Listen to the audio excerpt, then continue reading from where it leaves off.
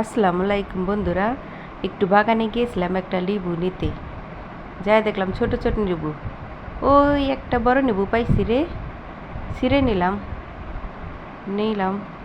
নেওয়ার পরে একটু গেলাম পুদিনা পাতা উঠাইতে, পুদিনা পাতাটা উঠে নিলাম।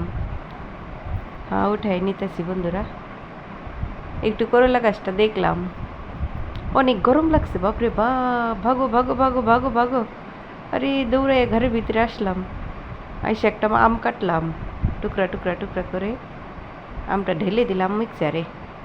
ঠান্ডা ঠান্ডা দই দিয়ে দিলাম, অনেক ঠান্ডা দই। তারপরে একটু চিনি এলাচি গুঁড়ো করে রেখেছিলাম 2 চামচ দিয়ে দিলাম বন্ধুরা। আমি মিঠা পছন্দ করি না। দিয়ে একটু মিক্সচারে উল্টায়া পাল্টায়া ঘুরাইয়া ফিরাইয়া নিয়ে নিব।